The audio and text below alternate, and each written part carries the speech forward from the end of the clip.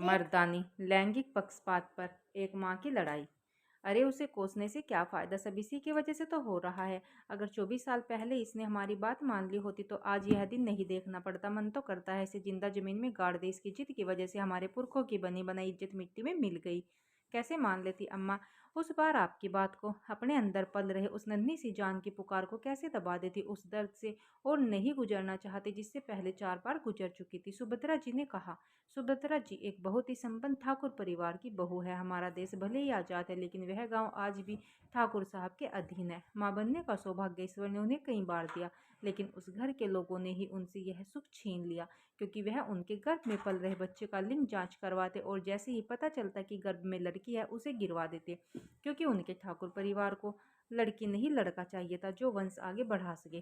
4 बार उस दर्द से गुजरने के बाद जब फिर से उन्हें मां बनने का सौभाग्य प्राप्त हुआ तो उन्होंने ये निश्चय कर लिया कि इस बार वह लिंग जांच नहीं करवाएगी, इस महापाप का भागीदार और नहीं बनेगी।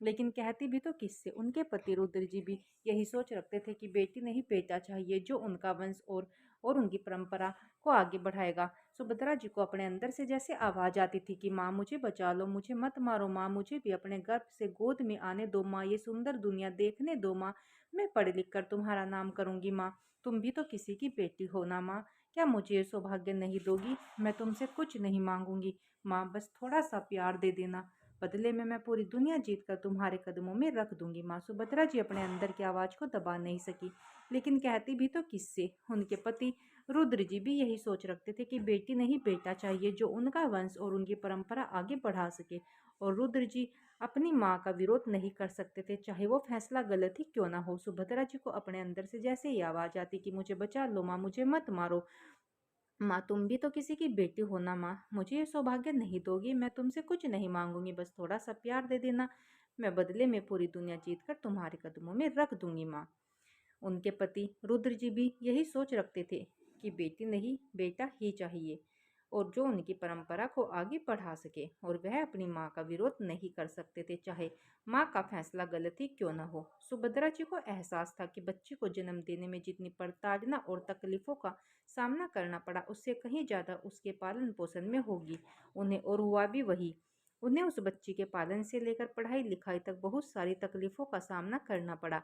इसी बीच सुभद्रा जी को एक बेटा भी हुआ, लेकिन उसके बावजूद उसकी प्रताड़ना कम नहीं हुई, क्योंकि उसने घर वालों की मर्जी के खिलाफ बेटी को जो जन्म दिया था। लेकिन उन तकलीफों के बावजूद वह बच्ची अब एक आईपीएस ऑफिसर बनकर अपनी माँ के सपनों को पूरा कर रही थी। आज वो बेटी घर आ रही थी अपनी माँ से मिलने, और साथ में उसे भी लेके आ रही थी जिससे वो शादी करना चाहती थी, क्योंकि बिना अपनी माँ के आशीर्वाद के वो कैसे नया जीवन शुरू करती। सुभद्रा जी ने यही बात आज घर में बता दी, जिसकी वजह से यह हंगामा शुरू हो गया। पिता और दादी को तो हमेशा से ही उससे दिक्कत रही, लेकिन छोटा भाई भी आज उसके खिलाफ था। इसमें उसका दोष नहीं, उसकी परवरिश ही ऐसी थी कि जिसका परिणाम यही होना था। आज वो अपनी माँ पर भी हाथ उठाने में शर्म नहीं महसूस कर रहा था। सुभद्रा जी को अपनी बात कहता देख आज रुद्र जी गुस्से से कांप उठे और बोले, तुम्हारी इतनी हिम्मत बढ़ गई कि तुम माँ को जवाब दो? तुम्हारी बेटी ने उस नीच जाति से विवाह कर हमें समाज में कहीं मुंह दिखाने लायक नहीं छोड़ा। तुम हो कौन हमें ज्ञान देने वाली? मर्दानी है वो। उस रोबीली आवाज से पूरे घर में सन्नाटा छा गया। जो दरवाजे के बाहर से आ रही थी, दरवाजे से अंदर आती उस महिला अफसर को देख एक बार सबके रोंगटे खड़े हो गए। प्रणाम माँ। अंदर आते ही प्रत्यक्षा ने सुभद्रा देवी को चरण स्पर्श कर प्रणाम किया। ये वही नन्ही बच्ची है जिसके लिए सुभद्रा जी ने इतने कष्ट उठाए, और जिसका नाम प्रत्यक्षा इसलिए रखा कि वो माँ दुर्गा का एक नाम है, और आज वो नाम सार्थक होता दिख रहा था। सही सुना आप लोगों ने, मर्दानी है मेरी माँ। जो इस घर के पुरुष नहीं कर पाए वो मेरी माँ ने कर दिखाया। समाज के उन दोहरी मानसिकता वाले लोगों को एक कड़क जवाब दिया।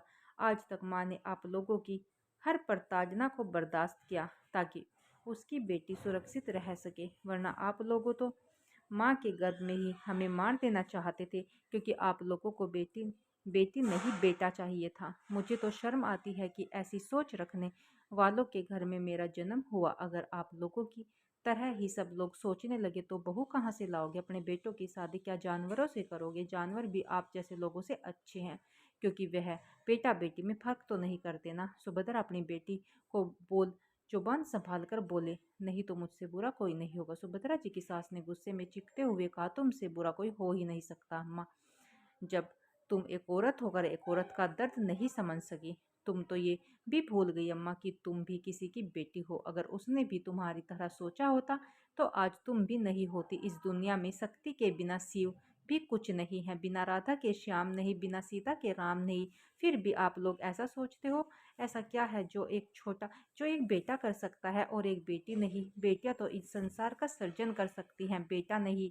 अपने आप को मर्द कहने वाले मेरे पिताजी जब इस समाज की कुरीतियों के खिलाफ नहीं खड़े हो सके तो आप भी बताओ असली मर्द कौन है? इसलिए मैं अपनी माँ को मर्दानी कहती हूँ। पूरी दुनिया से लड़कर जिसने मुझे जन्म दिया, मेरी देखभाल और सुरक्षा की, वही मर्दानी।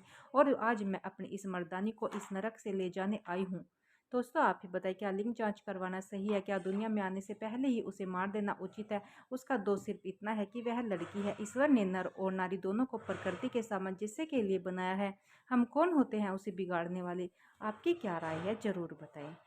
कहानी अच्छी लगे तो प्लीज़ चैनल को सब्सक्राइब जरूर करिएगा। धन्यवाद।